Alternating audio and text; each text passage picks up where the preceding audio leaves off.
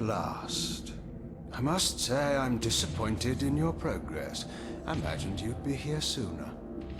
Tell me, did it trouble you to murder your brothers? Did it trouble you when you ordered me into the abyss? Eternity is relentless, Raziel. When I first stole into this chamber centuries ago, I did not fathom the true power of knowledge. To know the future, Raziel. To see its paths and streams tracing out into the infinite. As a man, I could never contain such forbidden truths. But each of us is so much more than we once were. Do you not feel with all your soul how we have become like gods?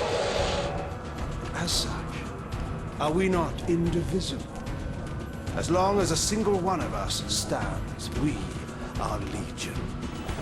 Our futures are predestined. Mobius foretold mine eons ago.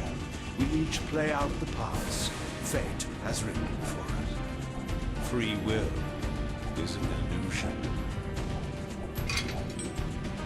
I found the tomb of Sarafan, Cain. How could you profane a priest by turning him into a vampire? How could I not? One must keep his friends close, Raziel, and his enemies even closer.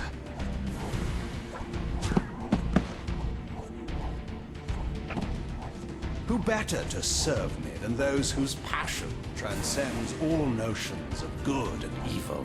The Sarafan were saviors, defending Nazgul from the corruption that we represent. My eyes are open, Cain. I find no nobility in the unlife you rudely forced on my unwilling corpse. You may have uncovered your past, but you know nothing of it. You think the Sarafan were noble, altruistic?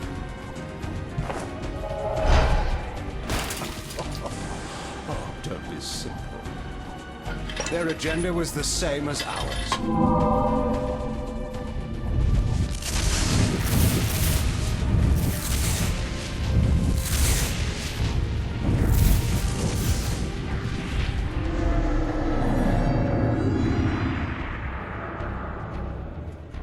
You nearly had me, Raziel.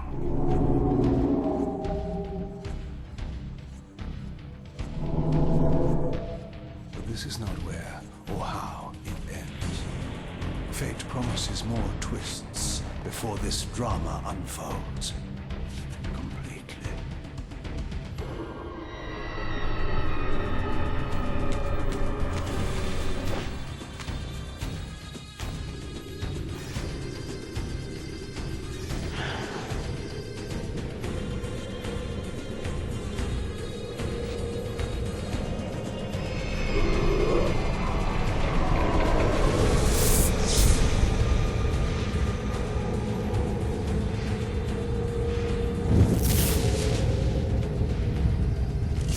Raziel, Redeemer and Destroyer, Pawn and Messiah.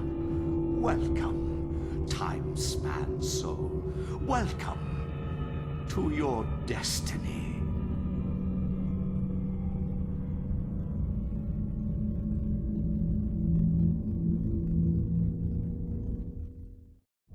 Where am I? Is the usual question. In your case, when might be more apt. Very well, you old snake. If you'd prefer I use my bare hands... Well, this is completely unexpected.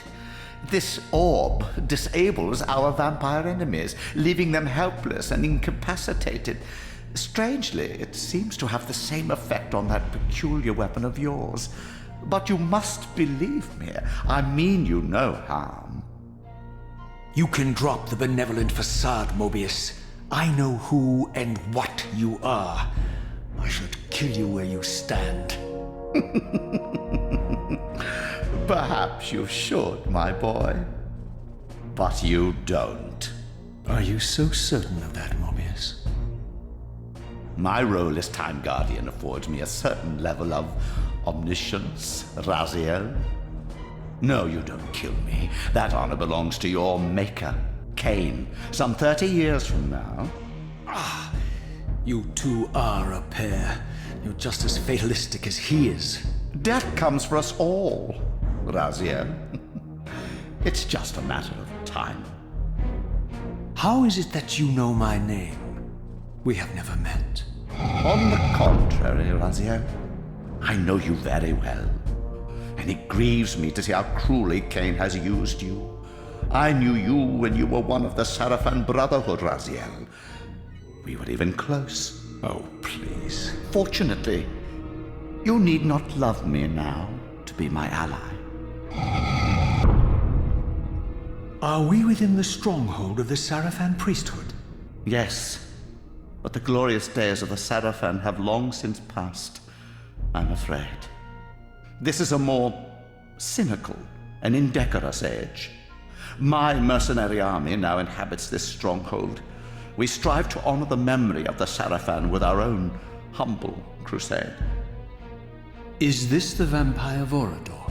Yes, the scourge of the Circle, the most depraved and decadent example of his whole degenerate race. He slaughtered 6 of my fellow Guardians as they cowered defenseless in this room. And you somehow survived this massacre? I and 2 others. The Circle was devastated. Only we 3 were spared. How convenient. You'll forgive me if I don't naively devour every scrap of information you toss me. You have a reputation for deceit. And who has slandered me so? Your malefactor, Cain? The one who betrayed and destroyed you? Our common enemy? Consider the source before you judge me too harshly. We'll forget about rekindling our old friendship then, but consider an alliance based on our common ground. We both want Cain dead. I can help you do it. You don't want to meddle in this, old man. I know all about your sordid little schemes, but you're simply out of your depth on this one. You underestimate me, Raziel. Let me show you. Even now, Cain is lying in wait for you, unaware that I've snatched you out of the time stream and brought you here to me. See how he lingers at the very pillars he is destined to destroy, foolishly confident that he has eluded your grasp. The pillars are still standing in this time. Yes, Raziel. They are the embodiment of the divine force which preserves the life of our world. We who serve the pillars maintain their delicate balance, and Cain is destined to be the fulcrum upon which that balance turns. I believe you have already endured the wasteland wrought by his terrible, selfish decision. Cain's very existence is a cancer upon this world. As long as he lives, all of Nosgoth is in peril. You may never again be human, Raziel. But you can re-embrace the essence of your humanity and the nobility of your Sarafan heritage. Go to him, Raziel, and end this. But first, you will need to find your way out of the stronghold, and in this, I'm afraid I cannot help you. My soldiers will not understand your appearance here. They will try to kill you. You needn't fear them, of course. They're no match for you. Try to keep the casualties to a minimum. But do what you have to do. All great movements require a few martyrs.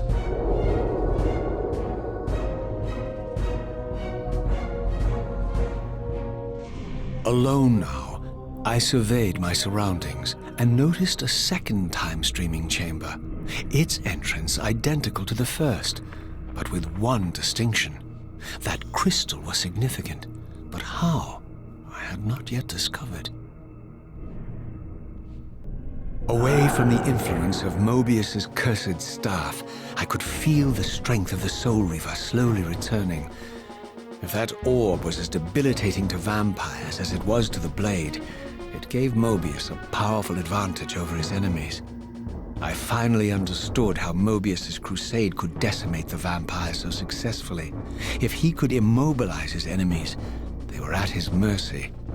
But why, I wondered, would the staff have any effect on the Reaver? As I neared the stronghold's inner sanctum, a strange sensation crept over me. An indescribable feeling of displacement, a sense of vertigo, as reality itself appeared to warp and bend around me. The disturbance seemed to emanate from the sanctuary's furthest chapel. As I cautiously approached, the sense of dislocation intensified with each step. So this was the tomb of the beloved King William the Just, beatified here as the martyr and catalyst of Mobius's crusade. I was reminded of Cain's journey as a fledgling vampire, how Mobius coerced him to travel back in history and assassinate William, thus igniting a genocidal hatred of vampires among the citizens of Nosgoth.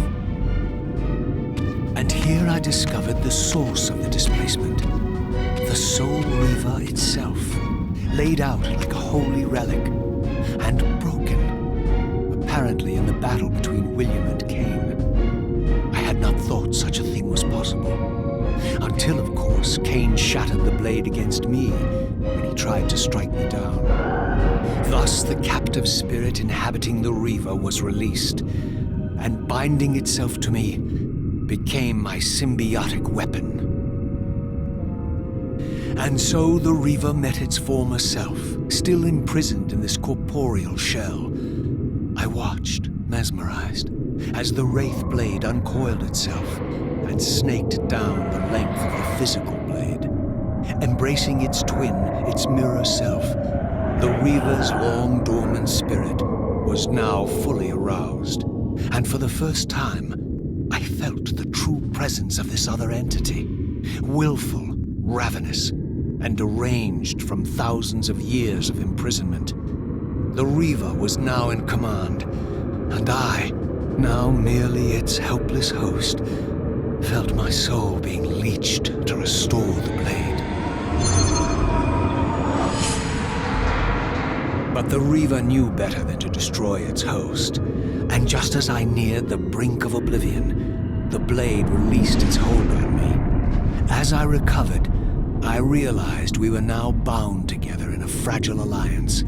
The Reaver no longer merely my symbiotic weapon, but a sentient parasite competing for control. What have you done to me, Mobius? Is this your trap? How mine? Don't forget it was Cain who led you here, not I. While you curse me, the only soul in Nosgoth ready to guide and assist you, Cain laughs at our folly and revels in your dismay. These blades, now coiled in sinister embrace, have inspired terror in the hearts of creatures far more durable than you, old man. Bound together as they are, I can only imagine what they could do to your soul's fragile shell. Raziel, I beg you to stay your hand. This was none of my doing. I have sought only to aid you in your righteous quest. Why, you're trembling, Mobius. Has your confidence abandoned you? You seem to have made a fatal error by leaving your precious staff behind. Is that where all your courage comes from? Listen to me, Raziel. You don't know what you're doing. I have taken an enormous risk by appearing here before you, so defenseless, yet eager to prove my good intentions. If there's anything left of the Seraphim in you, you won't do this. While you threaten me, your true enemy eludes you. Don't concern yourself with Cain, old man. He'll join you in hell soon enough. As you said, death comes for us all. Yes, the wheel of fate demands it. What did you say? The wheel of fate. The inexorable cycle of death and rebirth to which all men are compelled. We serve the same God, Raziel. To strike me down would be striking God's own attendant. And I don't believe even you would take that risk. I tire of your games, Mobius. Now that I know you fear me, I needn't concern myself with you. Cain is waiting for me. Go then, Raziel. Seek Cain out and destroy him in the name of the one God we both serve. You, who were once a Seraphim priest, murdered, profaned, destroyed, and reborn again from his mercy. You are now most powerfully equipped to be his agent, his instrument of restoration and retribution. My own vengeance is motivation enough.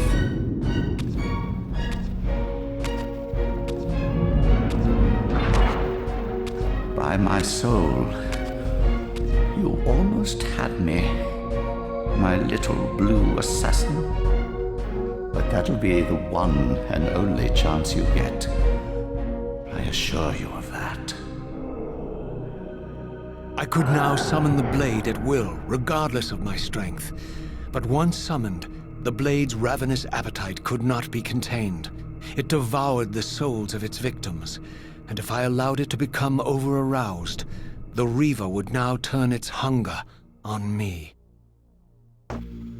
So this was the legendary Janos Audron, reputed to have been the most ancient and diabolical vampire to have ever existed. According to folklore, he lived high in the cliffs of Nosgoth's northern mountains and preyed mercilessly on the defenseless villagers below. His reign of terror ended when the Sarafan finally hunted him down and tore his throbbing heart from his still-living body. This relic came to be known as the Heart of Darkness, and was supposedly imbued with the power to restore vampiric unlife. The Sarafan therefore guarded it carefully, lest the heart fall into the hands of their enemies. But I wondered, could Janos Audron truly have been as monstrous as depicted here? Or was this merely artistic license by the Sarafan, who sought to lionize themselves by demonizing their darkest enemy? Strange how my history came full circle. This chapel, I realized, was a memorial to my former Sarafan brethren and myself. All of us martyred here, and then so cruelly profaned by Cain when he imposed his gift on our noble corpses. For the first time, I beheld the image of my Sarafan self, memorialized here among my fallen comrades.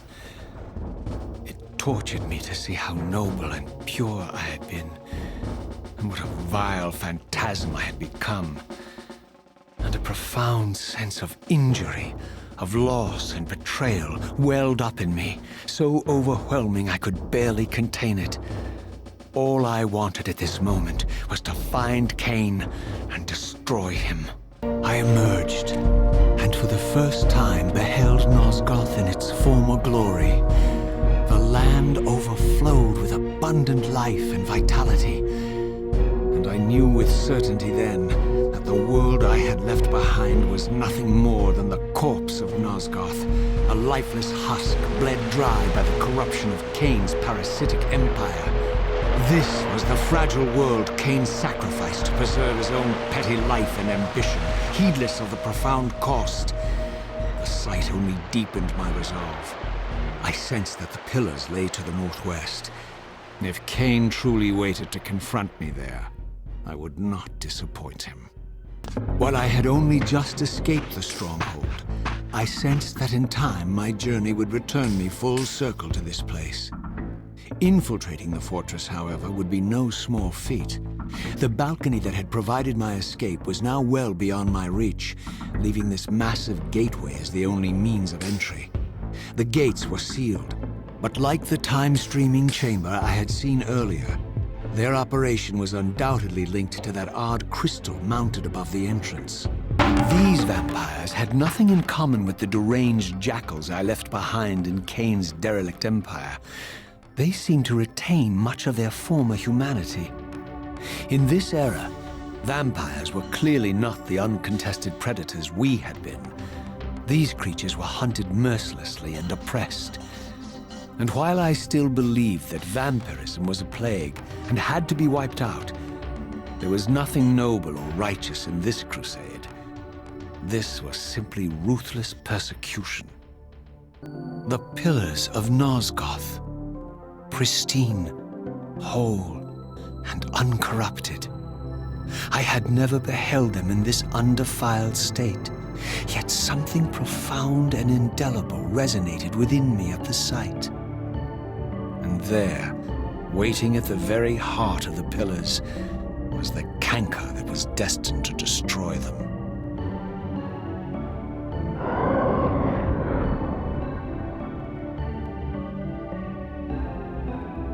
I know you're there, Raziel. Mobius led me to you, Cain, though I might have guessed you'd meet me here. And if Mobius told you I was hidden on the underside of hell, would you throw yourself into oblivion to pursue me? Mobius trawls for the ignorant and unwary, hauling his gasping prey from the streams of their destinies. Stay out of his net, Raziel. Spare me your elaborate metaphors, Cain. I have pursued you here for one purpose. You will pay for your betrayal, and balance will thus be restored to Nosgoth. And whose will is satisfied then? The will of Raziel or Mobius? Would I be better manipulated by you, Cain? Now, turn and face me. The chase is over. This isn't a chase, Raziel. We are merely passengers on the wheel of destiny, describing a perfect circle to this point. We've been brought here for a reason. I've seen the beginning and the end of our story, however, and the tale is crude and ill-conceived. We must rewrite the ending of it. You and I. Face me, Cain. Even you shouldn't die a coward's death. Isn't it customary to grant the condemned a final request? I recall no such courtesy from you. Indulge me, Raziel. All I ask is that you listen. This is the sublime moment of our undoing, Raziel. The ineffable fulcrum upon which swings the entirety of our history. This is where all of Nosgoth is betrayed. In this instant, Ariel, the Balance Guardian, is murdered by dark forces bent on overthrowing the pillars. Her spirit is just now tearing free, lost in the ether, trying to find its way here. You have already seen how she comes to haunt these pillars.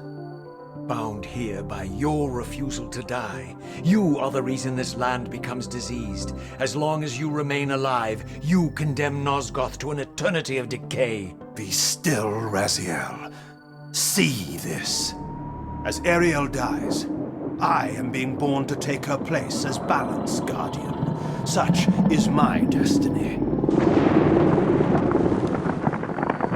My God.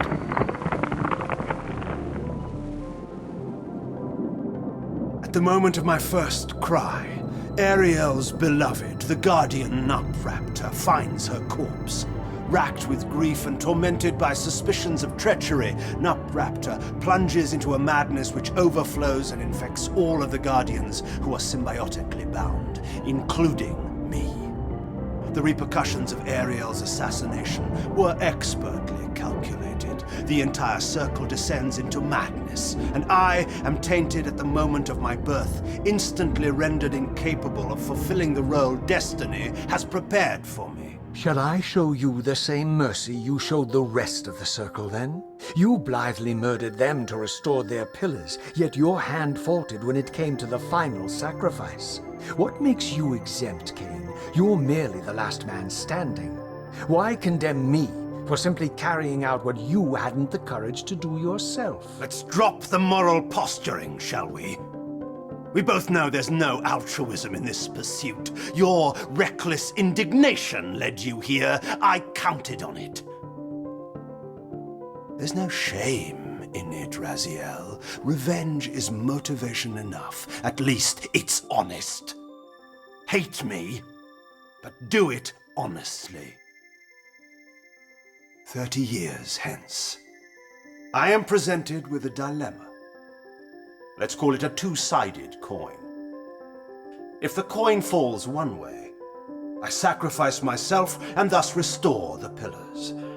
But as the last surviving vampire in Nosgoth, this would mean the annihilation of our species. Mobius made sure of that. If the coin lands on the reverse, I refuse the sacrifice and thus doom the pillars to an eternity of collapse. Either way, the game is rigged. We agree then that the pillars are crucial and must be restored.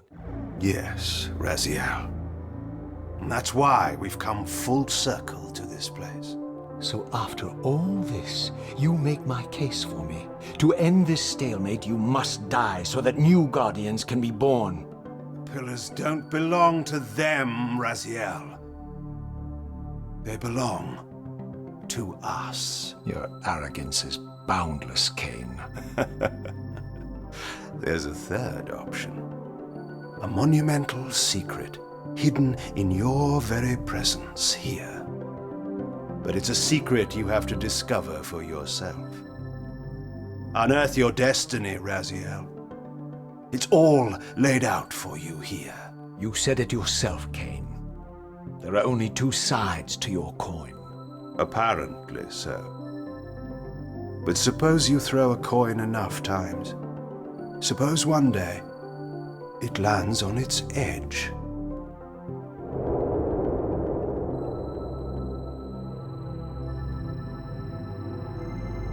I didn't know what impulse stayed my hand, why I had so willingly allowed Cain to escape me when I had pursued him for so long. I had no reason to trust Cain after he had valued me so little, and yet I found myself intrigued by his words. I had been too cruelly used to so gullibly play his pawn, but if this world truly had secrets to divulge, I was determined to expose them. From the moment of my arrival, I had the constant and palpable sensation of being watched. Someone, it seemed, was keenly interested in my presence here. From the look of it, this door had been sealed for centuries. I began to realize it was no mere coincidence that I found myself standing here, beneath this winged figure with blue skin and cloven hands so like my own, and bearing this unique key.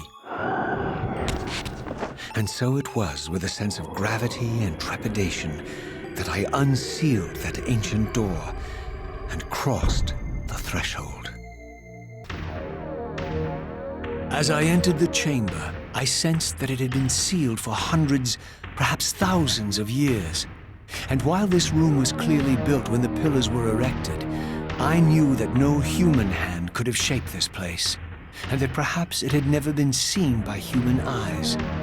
The surrounding murals depicted a winged race, their features so like my own, but beautiful, where mine were grotesque, and angelic, while mine were demonic. I tried to decipher these images. A great war, but with combatants like none I had ever seen. The pillars, raised by this winged race, who thus defeated their adversaries. The winged beings again, writhing in agony, apparently afflicted with the same bloodthirst I had so recently suffered. And throughout the chamber, inscribed everywhere, images of the Reaver itself. Was this what Cain had urged me to discover? I wondered. Lies, Raziel.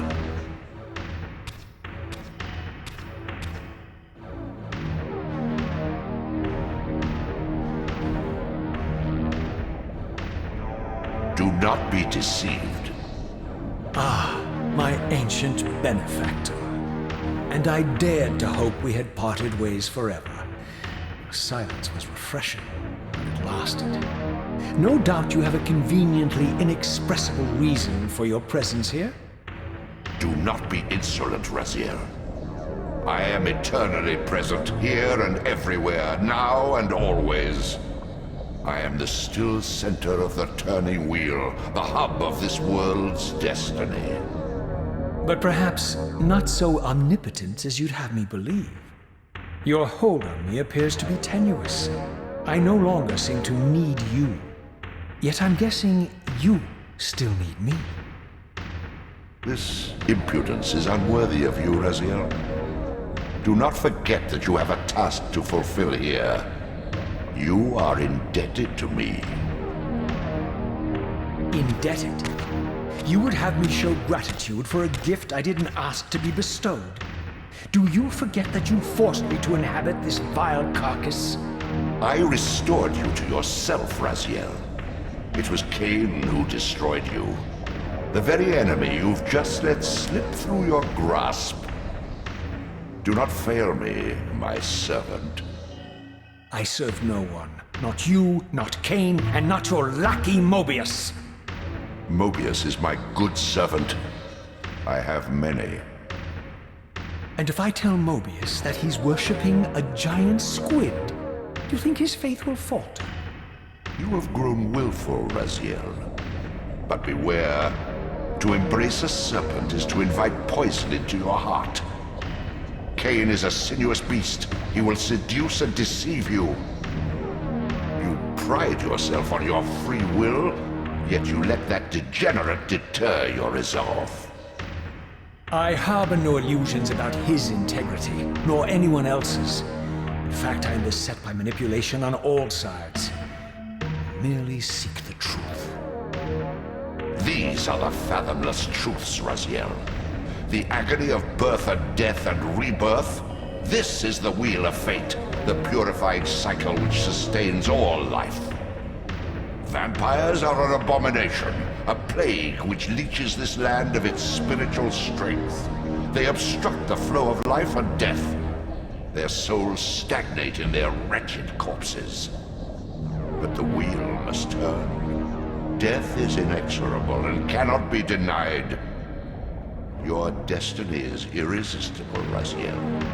You are my soul reaver, the scourge of the vampires, reaper of their apostate souls. Remain steadfast, end the vampire's parasitic curse, and restore Nosgoth. Cain's blood belongs on your hands. Cain indeed deserves to die for condemning me to this repugnant form. But if and when I kill him, it will be for me alone to decide. Cain destroyed you without a flicker of remorse. He tore the soul from your noble corpse, and after you had served him faithfully for 1,000 years, he discarded you in the abyss on a jealous whim. Remember your rage, Raziel. Let it guide your hand. I surfaced into a very different landscape. The daylight barely penetrated the dense canopy of this forest. Here I discovered an ancient ruin, unmistakably one of Mobius's time-streaming chambers, but long ago sealed and abandoned to the encroaching swamp. I didn't currently possess the means to break this seal, but I thought in time that I might.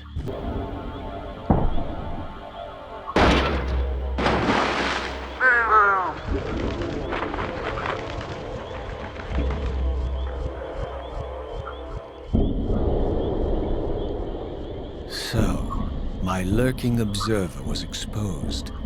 The creature vanished when he realized he was discovered, but I caught a glimpse of him, and his features were distinctive enough.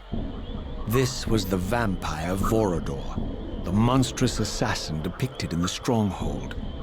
Strange that a creature brazen enough to assault the Circle single-handedly would avoid confronting me. Very well. If Vorador would not come to me, I would go to him. But first, I needed to find some means of reaching that terrace.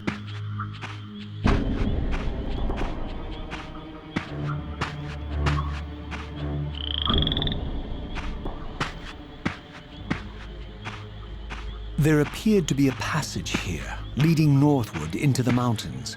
The opening, however, was obstructed and too high for me to reach. Perhaps later I would find the means to bypass these obstacles. My lurking friend was nowhere to be seen, but I found these ruins even more intriguing. I recognized these arcane symbols from the chamber beneath the pillars, and realized that this shrine, too, were sealed to all but the bearer of the Reaver. Throughout this ancient shrine, murals depicted the winged race and the apocalyptic war against their mysterious and equally inhuman adversaries. These winged beings, it seemed, were not only the architects of the pillars, but of this enigmatic place as well. And just as in the Pillar's chamber, this shrine was adorned throughout with imagery of the Reaver, depicted with the reverence of a holy icon. As I neared the altar, I suddenly felt the Reaver quickening of its own volition. Just as in William's chapel, the balance of power tangibly shifted. Voracious and willful, the Soul Reaver was now in control, and I, merely its helpless puppet. The Reaver plunged itself into that mysterious altar, and devouring the energy that emanated from within, drained this place of its power. Thus sated, the Reaver released me, and I realized as I recovered control that these ancient shrines were forges, each purpose-built to enhance the Reaver with elemental power. Now I understood the purpose of the mysterious basins I had seen throughout my journey. They were elemental fonts, each attuned to a fundamental essence. When I forged the blade, every font in Nosgoth with the same elemental attunement was simultaneously quickened. The Reaver's enhancements were never permanent, but these fonts enabled me to re-imbue the blade by bathing it in the elemental energy distilled therein.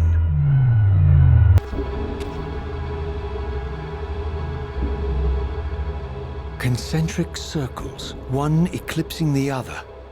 I recognized this symbol from the door sealing that other ancient shrine, the one I had seen in the lake outside the Sarafan stronghold.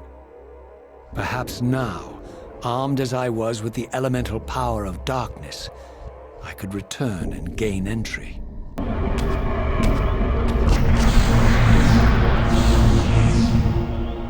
You're a ragged excuse for a savior.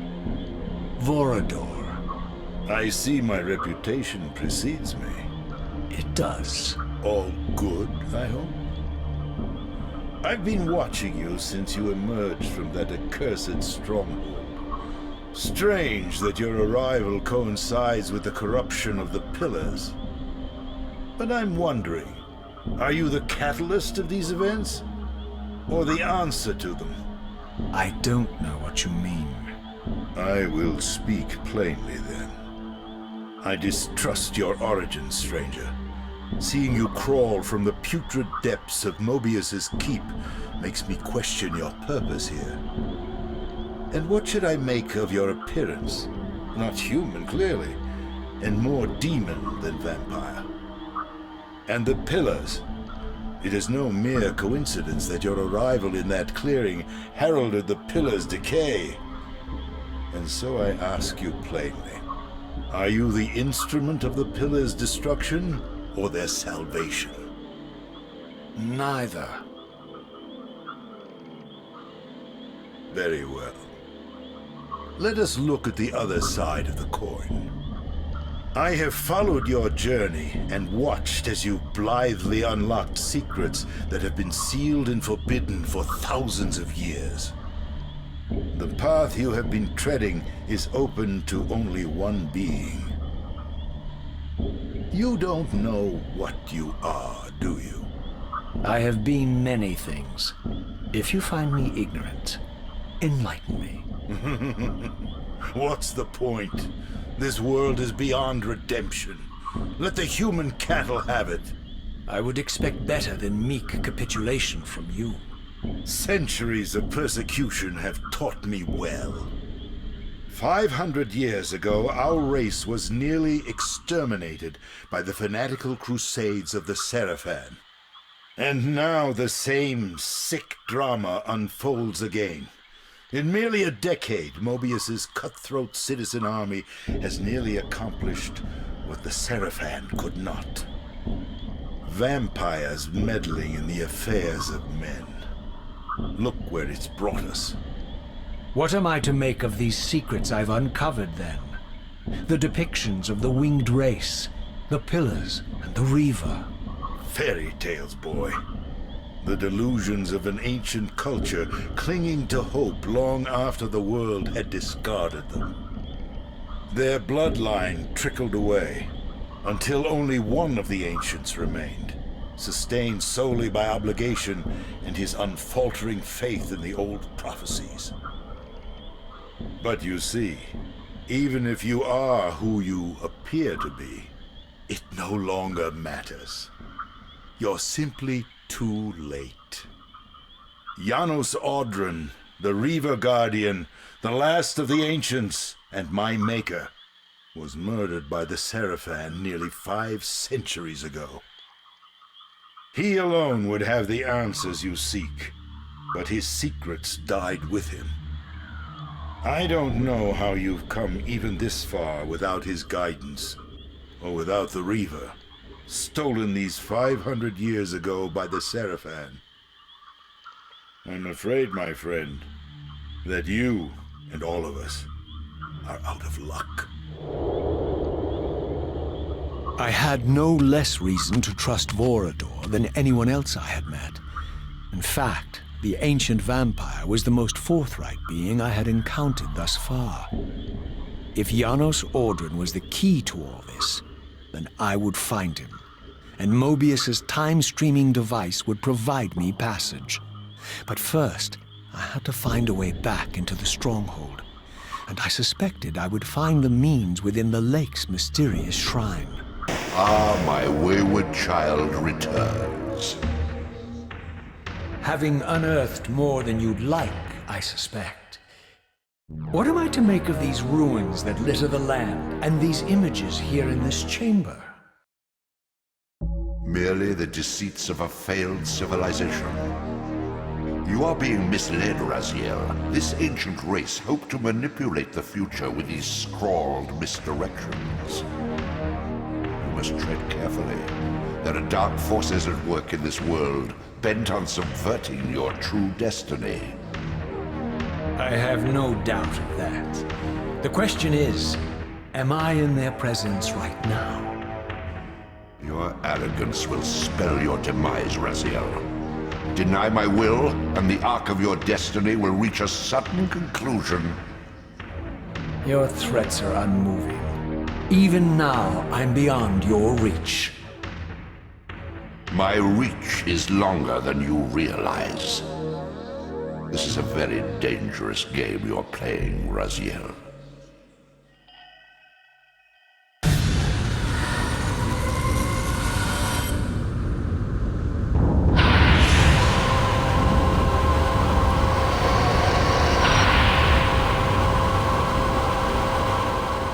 I plunged the Reaver into the forge and imbued the blade with the elemental power of light.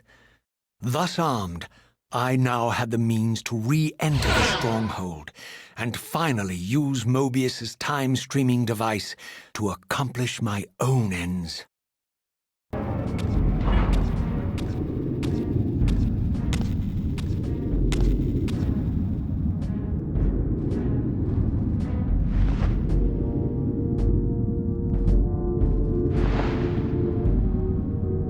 Show yourself, Cain. Here, Raziel. Everything is decided here. You cannot comprehend the magnitude, the rapture and the tragedy of this moment. And yet you must, if Nosgoth is to be dragged from the wreckage of its damnation. I understand only this, Cain. That you and Mobius have impelled me to this moment simply means I can trust neither of you. I don't know who's pulling the strings, but it no longer matters, because I'm cutting them. I set my own course from here. If it were only that simple. Your fatalism is tiresome, Cain. And profoundly ingrained, Raziel. You must understand, our presence here doesn't alter history. You and I meet here because we are compelled to. We have always met here. History is irredeemable. Drop a stone into a rushing river. The current simply courses around it and flows on as if the obstruction were never there. You and I are pebbles, Raziel, and have even less hope of disrupting the time stream. The continuum of history is simply too strong, too resilient. Except, then how do we explain William here? The beloved boy king turned tyrant. In my youth, I witnessed William's rise to power and his transformation into the nemesis who laid waste to Nosgoth. Keep your distance, Cain. Years later, I stumble upon a chance to journey back in history, unaware that the entire affair has been carefully orchestrated by Mobius. In my wisdom, I seize this opportunity to murder the young king before he can ravage Nosgoth, and thereby provide the catalyst Mobius needs to ignite a genocidal war against our race. I warn you, no further. This one reckless act unravels the skein of history. The nemesis never becomes the nemesis. William dies a martyred saint. I, the vampire assassin, become the author of my own species' extinction, and Mobius profits from it all. I destroyed a tyrant only to create one far worse. But how can it be so? How, if history is immutable? The answer is here in this room, Raziel. Mobius propelled William and me together, but ensured first that we were both armed with the Soul Reaver. The Reaver is the key. Two incarnations of the blade meet in time and space. A paradox is created, a temporal distortion powerful enough to derail history. Is this your sorcery? Not mine, Raziel. Yours. You have nothing to fear from me, Raziel. You hold all the cards.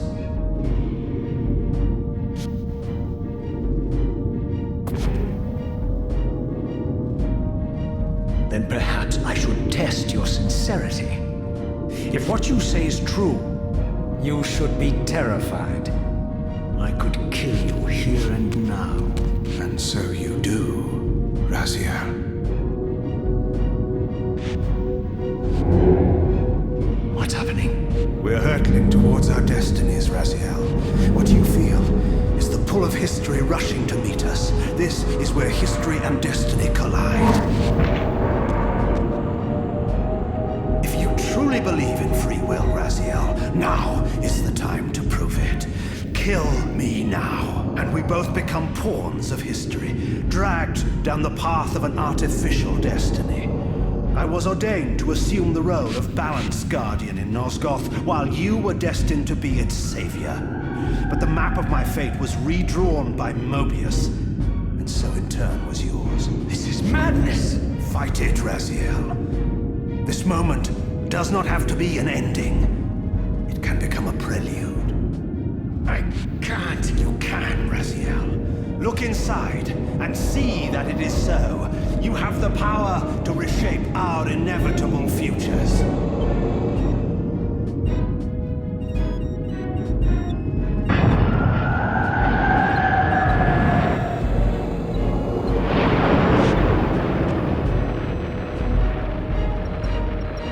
Poor William.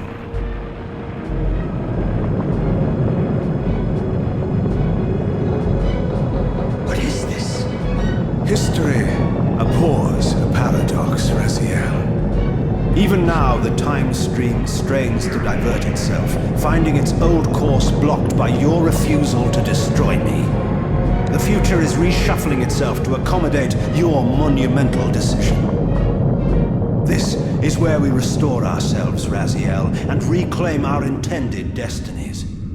It may yet be possible for me to assume my role as balanced guardian and return the pillars to their rightful inheritors. To the vampires. And this is the destiny you have urged me to discover. I don't know what game you and Mobius are playing, Cain, but I refuse to be your pawn. Unlike you, I still revere whatever shred of humanity I've managed to preserve. You will not use me as the instrument of your messianic delusions. Very well, Raziel. I'll not ask you to trust me. Your truths are for you to discover alone. Humble words for one who presumes to teach me a lesson at every turn. Then continue your journey and learn your own lessons, Raziel. Remember, Mobius led you here, but you walk away unfettered. A champion of free will and conqueror of false histories. There is much more for you to unearth, if you have the heart for the truth and the will to see it.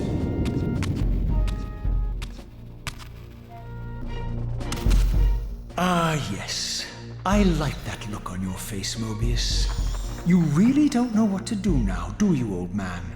Here you are, caught without your damned staff.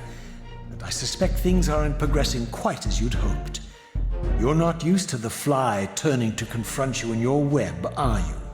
Kain's devious influence has poisoned your mind, Raziel. Now you see betrayal everywhere, even in your closest allies. We were never allies, Mobius. Conspirators, perhaps. Briefly. Why did you not kill Kain when you had the chance? He was at your mercy. Precisely. I had a choice, and I chose mercy. And now I know your sordid little secret. The significance of that displacement I felt when the two Reavers came together. Strangely enough, I was enlightened by the devious Kain, not by you. In fact, I've learned much more than you counted on.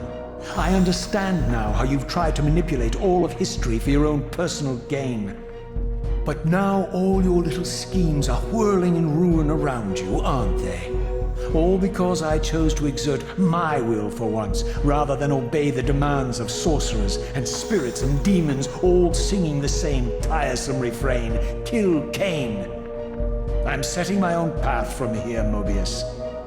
I intend to discover the truth behind all of this. But you condemn us all with this impetuous act. Hardly impetuous. It took all the will I could muster. Has my refusal to kill Kain reshuffled your carefully stacked deck of cards? You really think that you're exercising your free will, Raziel? You're simply Kain's servant. I do not serve Kain. I merely did not kill him. Raziel, do not forget your purpose here. You are destined to be the savior of Nosgoth. Oh, I'm sick of hearing that particular phrase. As for saving Nosgoth, so far I see precious little reason to bother. And I'll choose my own purpose from here on out, Time Streamer. Right now, I choose to manipulate you for a change. Go. In there. What are you doing? Come, Mobius. You're a cunning serpent. You'll piece it together, I imagine.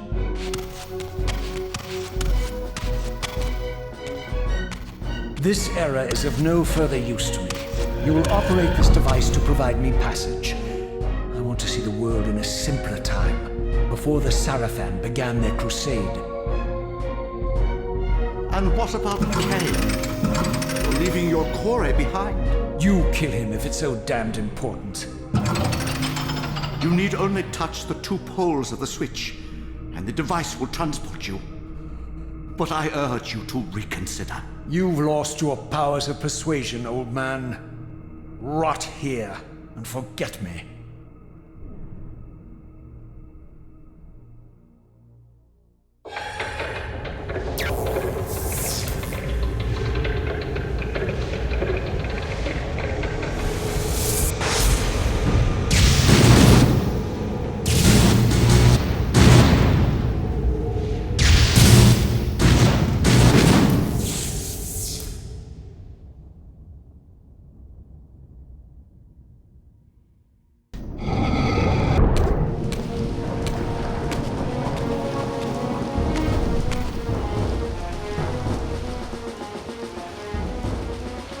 Even as I emerged from that infernal time-streaming chamber, I suspected treachery.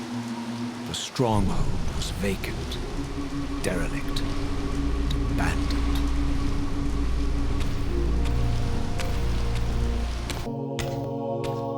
If I had any doubts about the era I now occupied, this grotesque tableau certainly eliminated them. For here was Mobius, long since murdered by Cain, lionized and beatified as the martyred leader of his bloodthirsty crusade. And if I required further evidence, I needed only to behold the gruesome trophy Mobius held aloft. A severed head of Vorador. The final triumphant kill of Mobius's cutthroat mob. His execution marked the annihilation of the vampires. Far from channeling me into Nosgoth's past, Mobius had propelled me over a century into its ghastly future. The intent behind this little detour was unmistakable. Having failed to make me his obedient assassin, Mobius intended to keep me ignorant of my true destiny, which clearly lay in Nosgoth's past. While his deception only reinforced my purpose, Mobius had effectively stranded me here. This left me no course but to explore the era I now occupied and see what changes the century had wrought, following Cain's ill-fated decision. Perhaps time had cleared a path for me into the mountains, where I might unearth more clues behind the mystery of Janos Audron. Raziel. What pathetic charade is this now, Mobius? No charade, Raziel. Only the entreaties of this martyred spirit. Your pleas mean nothing to me after all your deceit. You have propelled me into Nosgoth's future, Mobius, and left me stranded here. I am truly sorry, Raziel, but it was necessary. Consider it the last valiant act of a doomed man. You have strayed from your purpose, and now behold the result. Gaze upon the wasteland you and Cain authored together. I fail to see how I'm responsible. You spared Cain, and by doing so, you have released a multitude of horrors upon this world. I can accept that Cain has murdered me, Raziel. As the Time Guardian, I foresaw that incident long before it occurred, and I take some small comfort in the fact that Cain remains the sole survivor of his vile breed. But you have single-handedly made my sacrifice meaningless. Your argument is disingenuous, Time Streamer. I cannot see how killing or sparing Cain's future self would alter these events. This wasteland was created by Cain's original refusal at the Pillars. Amidst all these twists and turns, that event has never changed. You are cunning, Mobius. I think you've gotten tangled in your own web. As Cain clings to his precious seat of power, the pillars sink into a mire of decay, dragging all of Nosgoth down with them. I don't think this has anything to do with the Pillars, or Cain's failure to sacrifice himself. I think you're simply afraid, because you don't know what he's up to. He's a wild card, isn't he? And you don't want his influence in your game.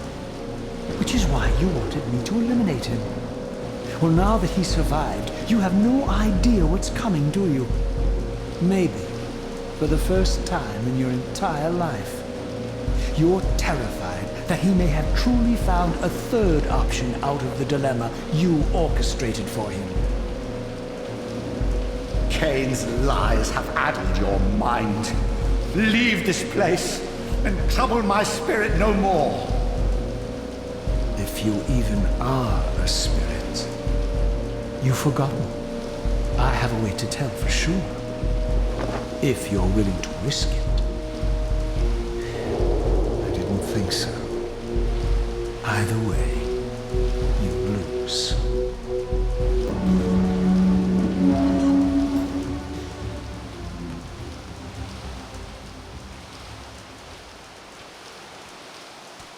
These were the pillars so familiar to my blighted eyes.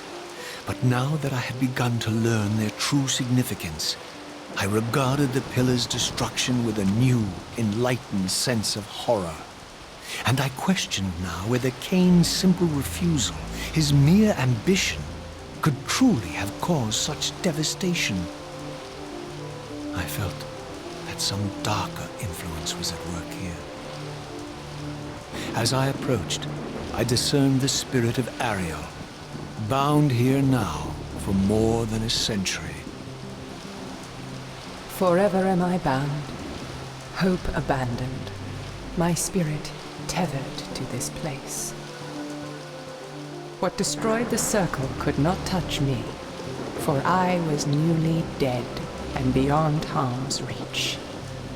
I alone was spared the descent into madness, and Cain alone was spared the pain of death. When Nepraptor's poison seized Cain even in the safety of the womb, much more than just his destiny was lost. All of Nosgoth lost balance. Consider us now, both of us less than we once were.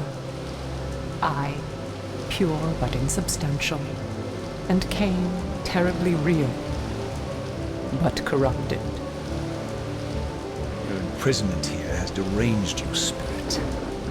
You fixate on Cain because you believe he is the tether that binds you here. We both know he is not the author of your agony. The pillars were subverted by dark forces, invited by the Guardians themselves. The more I learn of your circle, the more I see a tangle of nested manipulations. Cain handed them their victory. They sought to topple the pillars, and he was their willing instrument. Or was he their unwilling pawn? Would it blunt your wrath to know that Cain's dilemma was calculated to bring the pillars down, regardless of the choice he made? And that the devastation would have been even greater had he chosen the path you would prescribe for him? You are a subtle, deceitful creature. But your clever arguments do not absolve Cain. He must die for the pillars to be restored. There is no other way. Then consider this more ominous possibility. What if Cain's death does not restore the pillars? Consider that it may simply be too late, that this world may be beyond redemption, and that you may be bound here eternally.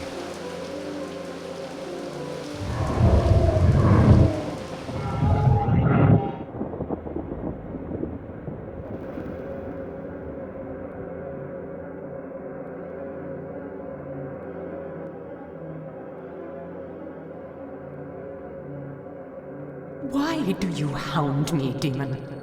You can see that I am captive here. Show me some mercy. Like the mercy you showed your fellow Guardians when you set Cain on them? Or the mercy you showed Cain when you kept him ignorant of his destiny while you used him as the scourge of the Circle?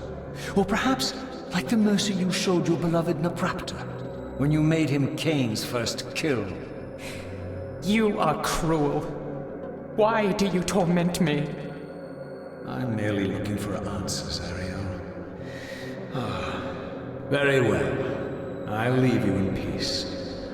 But know this about you and this purgatory from which you long to escape. You're merely at the threshold.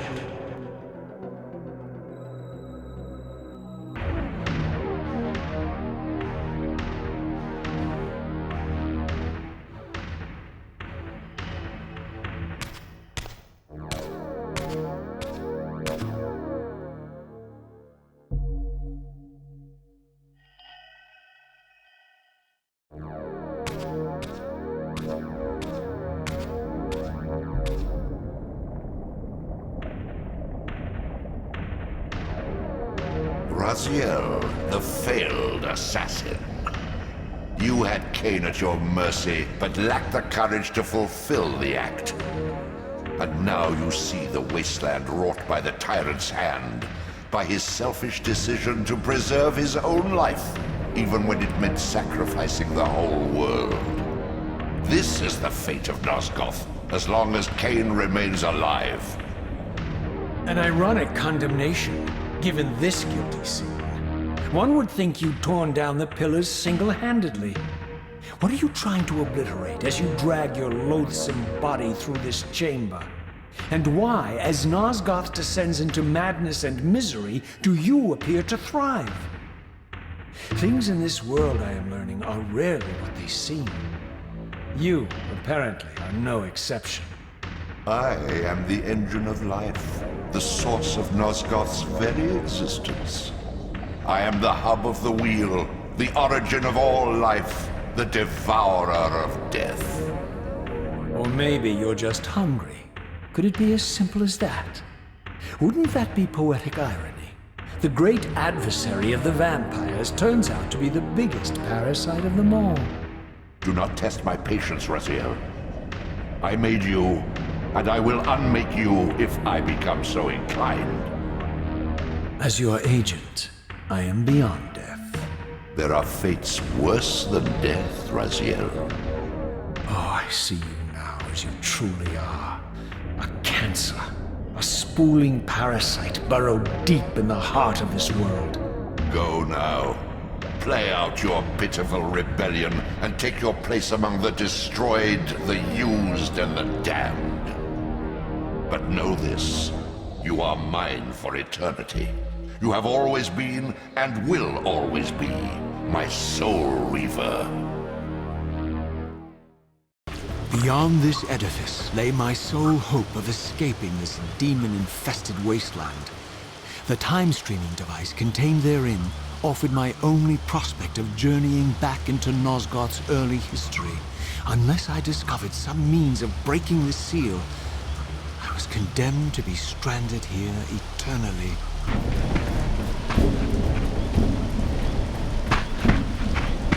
The passage of time had indeed cleared my way forward, enabling me to explore the northern mountains of Nosgoth. I was anxious to discover if some evidence of Janos Audron's existence might still remain. Here I discovered the quaint hamlet of Ushtenheim, now long abandoned and collapsing into ruin. Legend claimed that Janos Audron terrorized its villagers until the Sarafan hunters ferreted him out and destroyed him. If there was any truth to the old tales, the lair of the infamous vampire could not be far away. This edifice was clearly not crafted by human architects. As the figure beneath the balcony silently attested, these were the aeries of winged beings. Undoubtedly, I stood before the mountain refuge of the legendary Janos Audron, but the entire sanctuary lay in ruin, collapsed under the force of some ancient cataclysm. As I suspected, the time streamer's deception ensured that I was centuries too late to unearth anything of consequence here. With nothing behind me but the wasteland I had traversed, I resolved to press on and explore these canyons further. Oh no. Every time you turn up, something monumental and terrible happens. I don't think I have the stomach for it. No drama this time, Raziel. You are persistent, crossing time like this to follow me. Still waiting for that coin of yours to land on its edge. I'm biding my time. I see that Mobius has played a little trick on you. Yes. He clearly doesn't want me to meet this Janos Audron. Perhaps. Or maybe he merely hoped that it would harden your heart against me, to see this wasteland which I single-handedly authored. My heart doesn't need hardening, Cain. If I even suspected that destroying you would make any difference, I would do it this instant. I knew you'd see through them, Raziel. Janos is indeed the key to your destiny, but you'll need to find your own way back into Nosgoth's past. Make no mistake, though, Raziel. You and I are now in great danger. We are irritants here. Malevolent forces are being marshaled to eliminate us. You talk as though we're allies. Regardless of your sentiments, Raziel, in their eyes, we are. Well, they're certainly trying to eliminate you, Cain. There can be no doubt of that. I am assaulted relentlessly with demands for your demise. Whatever it is that you're plotting, they're scared to death of you. As for me, I suspect they made a grave error when they allowed my unique resurrection. I don't think they know how to destroy me. You mustn't underestimate them, Raziel. And who exactly is this diabolical they to which we keep referring? If there's some grand conspiracy going on, the right hand doesn't appear to know what the left is doing. Even Mobius seems to be caught out at every turn. Mobius is a puppet, Raziel. Haven't you realized that yet? That's the sweetest irony in all of this. Nosgoth's great manipulator is their plaything. But the ones pulling the strings haven't shown their faces yet. They don't like us unwriting their carefully choreographed history, though, do they? You must understand, Raziel, we haven't unwritten history, we've merely rewritten it. The future flows around our petty actions, finding the path of least resistance, while admitting only the slightest alterations. This is the reshuffling you felt when you refused to kill me. And remember, Raziel, we are irritants in this regard as well. History will not allow the introduction of a paradox. And if events cannot be reshuffled to accommodate the change? It is the irritant who's expelled. Bear in mind that this may be exactly the outcome our enemies are trying to provoke. We must tread very carefully. The scenes I discovered here were unambiguous.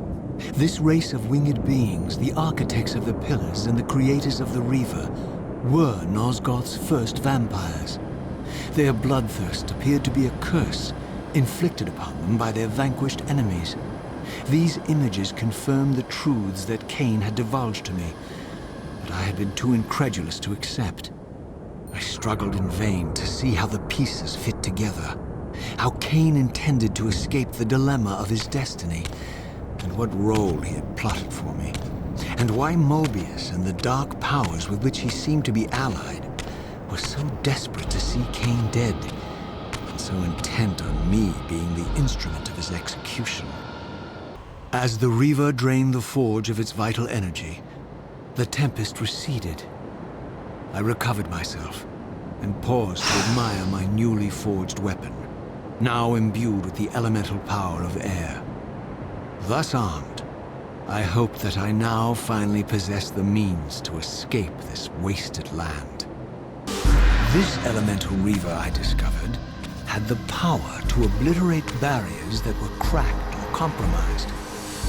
At last, I had the means to open that ruined time-streaming chamber I discovered so long ago in the swamp. Now, perhaps, I could leave this wasteland and return to an era when Janos Ordrin still lived. I had no choice but to act purely on blind faith. There was no way to tell what era this device was tuned to, and I had neither the knowledge nor the means to set the machine myself. I hesitated only briefly. Then, throwing the switch, I hurled myself into oblivion and relinquished my will to the hand of fate.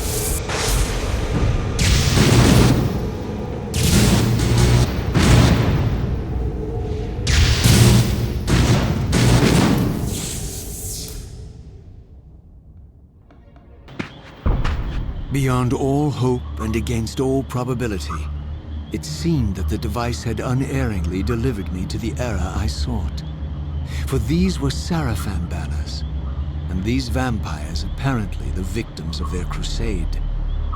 The coincidence seemed too convenient to naively ascribe to fate, but whether my opportune arrival had been orchestrated by Mobius or some other influence, I didn't know.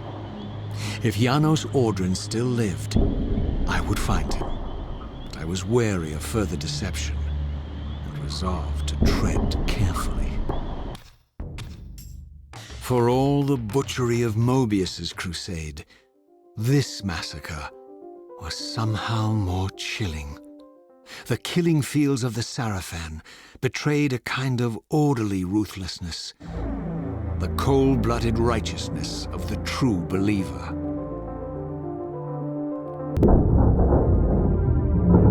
There's another one! Here at last, in the flesh, I beheld my former brothers in arms, the warrior priests of the Sarafan Order, their lives devoted solely to the annihilation of the vampire plague. And while I confess I felt a twinge of longing, a pang of grief for what I had believed was my lost virtue, I regarded them now with none of the reverence I formerly felt. For I had seen the human face of the vampires, and now I beheld the monstrousness of these men.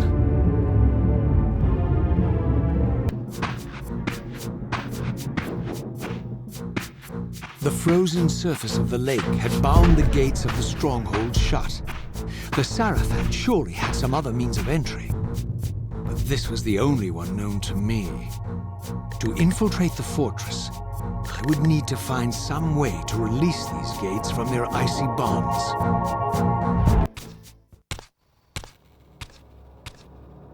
After my long journey, I finally stood on the threshold of enlightenment. For here was Janos Audrin's mountain retreat, intact and unblemished.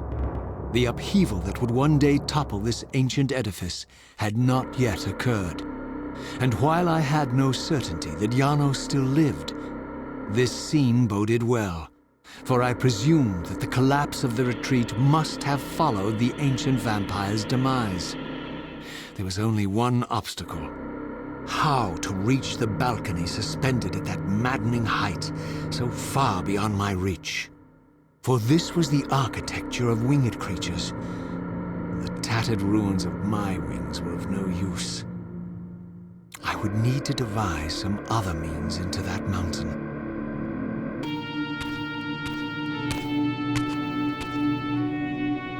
The mountain's interior was hollow, I discovered, and graced with soaring architecture unique to its creators. As with the outer facade, these balconies and galleries could only be reached by those gifted with flight. With only my ruined wings to carry me, this towering labyrinth seemed impassable. The object of my quest lay just beyond my grasp. For here, suspended at the apex of the chamber, was the threshold that surely led to the great vampire himself. I didn't know whether Janos Audrin was the monster depicted in the stronghold, or one of the noble creatures memorialized among the ruins of the ancient vampires. But I didn't care. Demon or angel, he alone held the key to my destiny. Janos Audrin? It is heartening after all these years to hear my name spoken without contempt. Raziel? My child, what have they done to you? I have been dragged through hell and back. All it seems to reach this moment. But I don't yet know why. For thousands of years I have waited, alone here, losing faith. At the time of the binding, 9 guardians were called to serve the pillars, and I was summoned as the 10th guardian, the keeper of the Reaver, the weapon of our salvation. Over time, our race died out, until I alone remained, sustained only by my obligation to you and by my guardianship of the blade. And the other 9? Why did their guardianship not sustain them? I don't know. As our race dwindled, the humans prospered. I have watched over the centuries as our history faded into myth and finally receded altogether. The humans have forgotten us entirely and claimed the pillars for themselves, wholly ignorant of their true purpose. To them, I am merely a devil, the origin of their vampire plague. Why would the pillars summon human guardians then, if they are meant to be served by vampires? The pillars choose their guardians from birth, Raziel, and vampires are no longer born. This is the crux of our dilemma, and this is the terrible irony. With their vampire purge, the members of the Circle have assaulted the very architects of the pillars they are sworn to protect. They have embarked on a treacherous path. With every vampire they kill, the humans are slitting their own throats.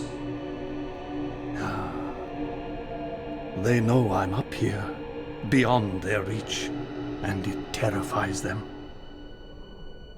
You can see how they flaunt their kills to torment me, or perhaps simply to lure me out. They have this foolish notion that destroying me will somehow topple our entire bloodline. Thankfully, we're not that fragile. I have seen them mustering their forces in the village below. Yes. I don't know what they're plotting, but I fear our time may be bitterly short. Mankind seems to have brought you only torment and grief. You must hate them. They fear what they don't understand, and they despise what they fear. But no, I do not hate them. Vorador does. He has suffered much. He cannot forgive them. Should they be forgiven? They don't understand what they're doing. They are simply unenlightened and vulnerable to manipulation. So, it's all true then, what Cain and Vorador have told me. I really am some kind of unholy vampire messiah. Unholy? No. Messiah, perhaps. I don't like that word. It smells of martyrdom. Raziel, your role in this world's destiny is more crucial and more benevolent than you've allowed yourself to believe. Your journey will not be easy. Dark powers are allied against you. But I think you already know this. You appear to have been cruelly tested. The binding must be secured, Raziel. The pillars are the lock. And the Reaver is the key. Yes. The Reaver is here. Why do I feel nothing? The most formidable weapon ever forged by our swordsmiths. They infused the blade with vampiric energy, empowering the Reaver to drain our enemies of their precious lifeblood. As Janos presented the blade, an inexplicable sense of dread crept over me, more palpable than anything I'd felt before. I was at once horribly repelled by the sword, and yet irresistibly compelled to touch it, to take it up. Please, take it away from me.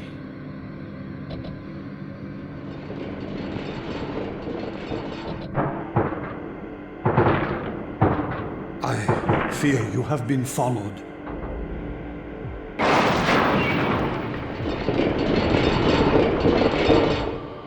You must save yourself, Raziel. Janos! No!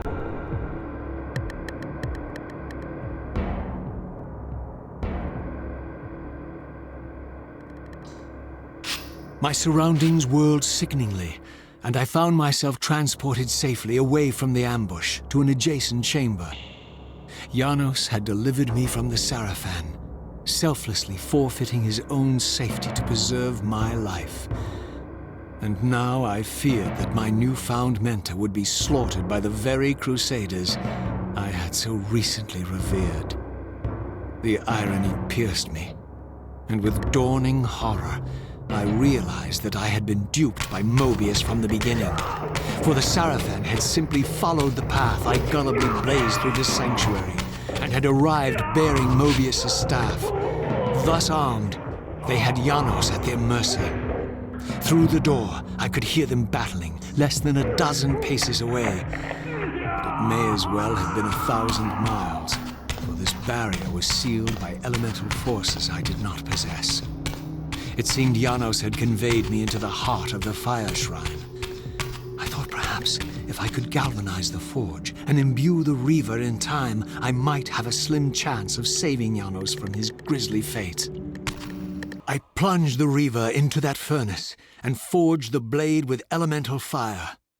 With the Reaver thus imbued, I was now armed to unlock the elemental barrier and rescue Janos from his executioners.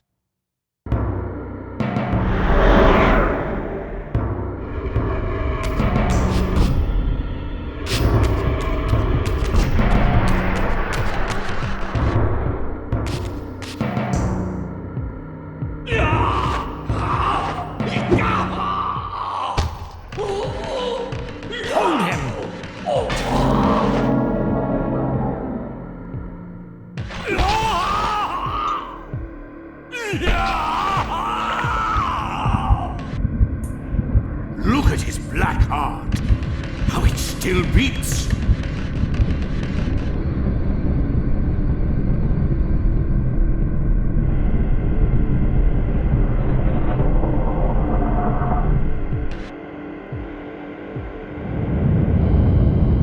The fiend intends to bury us alive! Raziel, we must get out of here! Remember the sword!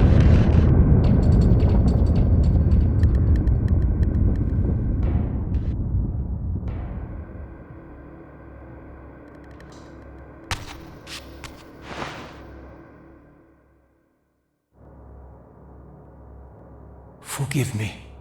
I'm sorry. I failed you. No, Raziel. Perhaps this was my true purpose. Simply to save your life this once. While I have taken yours. Embrace your destiny, Raziel. You must reclaim the Reaver. It was forged for you and you alone. Without it, there is no hope.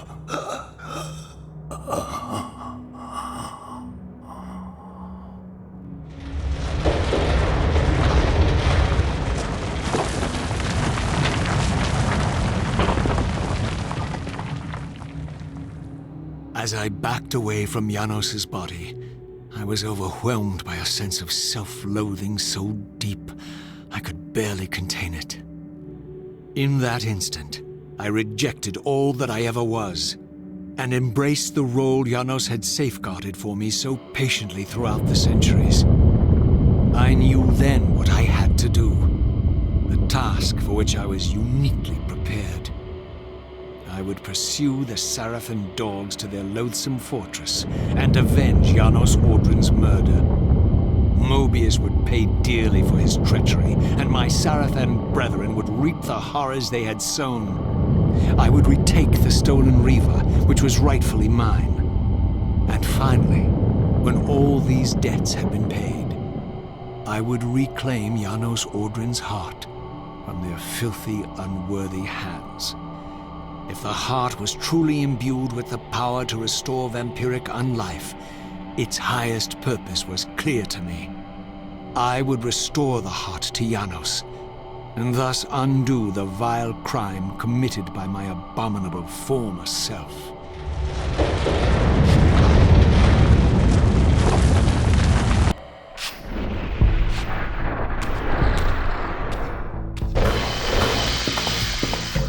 We've been expecting you, little Raziel. So, these demonic pests were not merely the product of Nosgoth's corrupted future, for here they were, hurtling back over 5 centuries to pursue me. These creatures, I suspected, were minions of the unseen forces that had hoped to control me. This was the tangible expression of their displeasure. These demons were unleashed as the penalty for my disobedience. Do you really think you can save Nosgoth? Let me enlighten you, poor Raziel. You have failed me, Raziel. I wonder, Old One, did you truly resurrect me, or were you simply there when I awakened from my torment in the abyss? I suspect you found me merely convenient, dropped in your lair by Cain, indestructible for some reason, a durable and gullible tool for you to manipulate. This one thing I readily admit. I have been used by others time and again, but always I seem to stray from their path. What is it about me, demon, that makes me such an unreliable instrument? Why do I survive one trial after another, on and on, in an endless succession of humiliating deaths and resurrections? It seems there is much more to my destiny and my history than I know. Perhaps more than you know as well.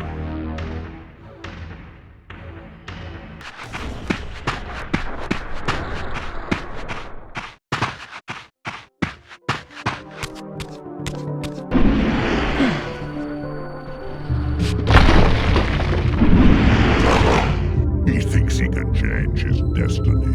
What a fool. Suddenly and inexplicably, I discovered the Reaver suspiciously laid across my path. Again, I sensed nothing of that temporal distortion, the peculiar sense of displacement I had felt when I encountered the Reaver in William's chapel. Cornered here with the blade, I suffered the same nameless dread that I had experienced when Janos first presented the Reaver to me. I felt at once repelled by the blade, and yet overwhelmingly compelled to seize it. So, Raziel, here we are finally. You have no choice but to confront me now, and I am not so foolish as I've let you believe. We have business to conclude. You knew I would lead the Sarafan to Janos, you vile bastard. You've been orchestrating my every move. My destiny is an amusement to you. It was fun while it lasted. I think not, Raziel. Malik, do not let this creature leave. He poses a danger to the Circle. Poor, deluded Raziel, did you somehow imagine you had the guile to change history on me? I'm the time streamer. I knew your every intention before you did, you imbecile.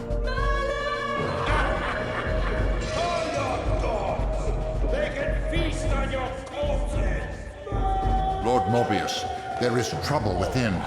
The Circle is under Hold attack. fast, Malik. This one is the real danger to us. What are you trying to concoct here, Mobius? You toxic creature. Did you imagine I'd simply allow you to run loose, corrupting everything you encounter? I admit that I've underestimated you to this point, Mobius.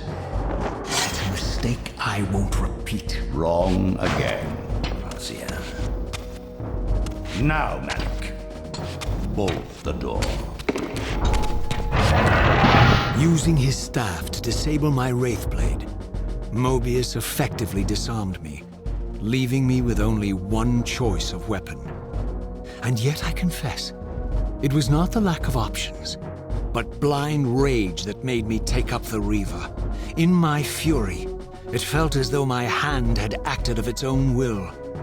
And now, that same hand clutched the hilt with unyielding strength, and I felt a constrained tingling, a remote but palpable sense of longing, as the disabled Wraithblade tried vainly to embrace its physical twin.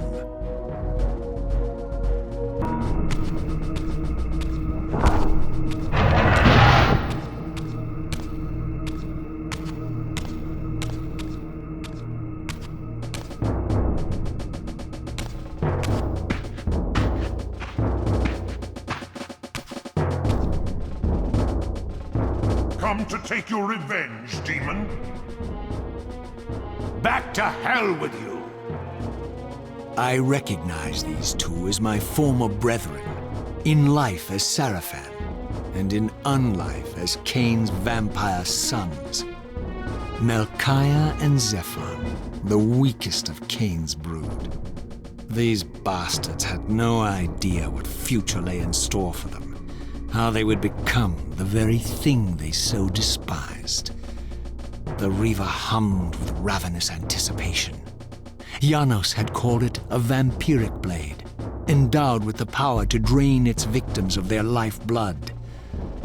I was eager to see what the Reaver would do to these two. As Melchiah and Zephon fell before my blade, I felt the Reaver's bloodthirst as keenly as I ever had when I was still a vampire. I could sense the boundary between us dissolving.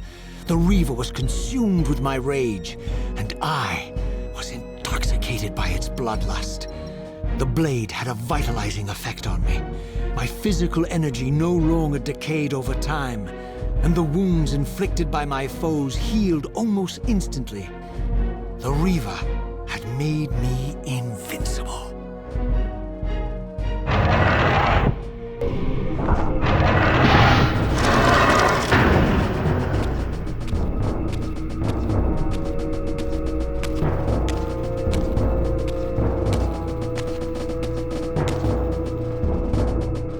Have you come to reclaim the monster's black heart?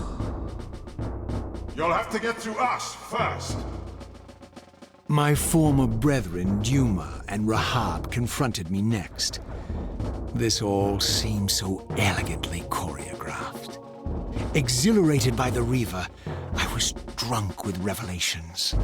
I could finally appreciate the delicious irony of Cain's blasphemous private joke, and I reveled as I colluded with him across the centuries. For it was I who put these bastards in their tomb, thus providing the corpses for Cain to raise as his vampire sons a millennium from now.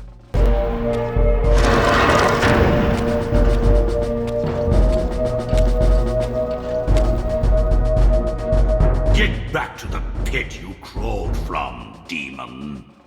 And here at last was my brother Turel, who along with Duma would bear me into the abyss without questioning Cain's command.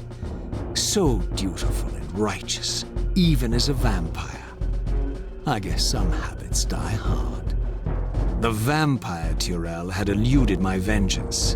The Sarafan Turel would not.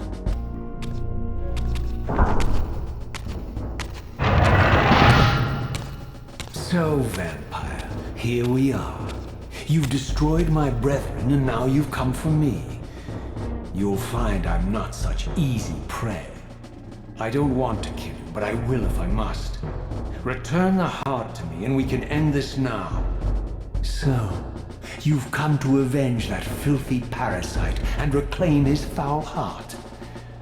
You're a righteous fiend, aren't you? Apparently I am. No, vampire. This is where it ends. But you won't be leaving this room. Now, let's finish this. I'll make it mercifully quick. As you did for Janos? No, that beast had eluded us for far too long. It would have been a shame to end him too quickly. It's ironic, really. The great Janos Ordrin turned out to be no challenge at all. Thanks to you. Did you hear his cowardly screams when I tore that black heart out of his carcass?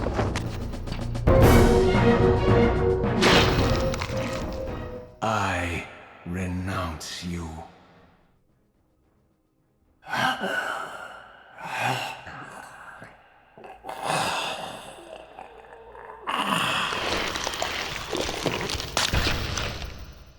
And so it ends. My history comes full circle.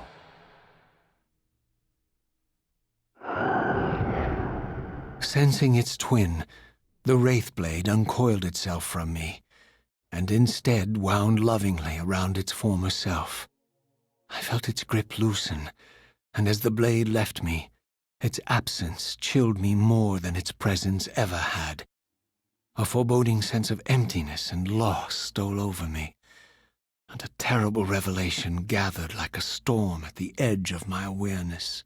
With all other foes exhausted, the conjoined blades turned themselves on me, and I realized, finally, why I had sensed nothing when Janos offered me the blade. The Reaver was never forged to be a soul-stealing weapon. The ravenous, soul-devouring entity trapped in the blade was, and always had been, me. This is why the blade was destroyed when Cain tried to strike me down. The Reaver could not devour its own soul. The paradox shattered the blade. So, this was my terrible destiny.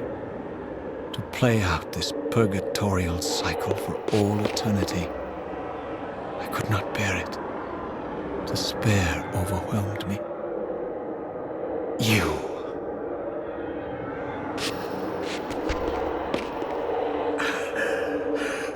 Are you enjoying this, Cain? Don't fight it, Raziel. Give into it. Was this your destiny for me all along? Trust me. I felt myself weakening, unable to hold on any longer. The Reaver was too strong. The compulsion to simply let go, too great. And then, a growing sense of vertigo and the familiar displacement. The paradoxical moment when my twinned soul hovered both outside and inside the Reaver blade. This was the instant, the glimmer of temporal distortion Cain had been counting on all along. This was the edge of the coin, the minute flicker of probability upon which Cain had gambled everything.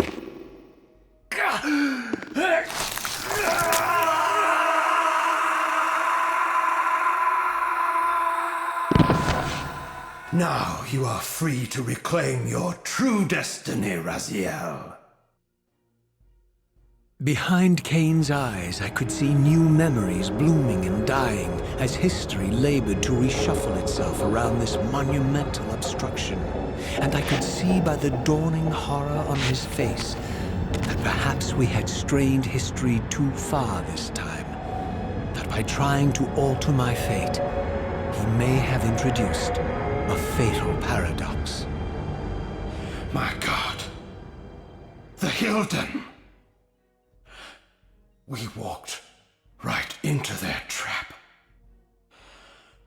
Raziel, Janos must stay dead. But Cain's warning was lost as I slipped into the spirit realm, too weak to maintain my physical form. And there, waiting for me as always, was the Reaver, the Wraithblade, my own soul, twinned and bound eternally to me. And I realized that I could never escape my terrible destiny. I had merely postponed it.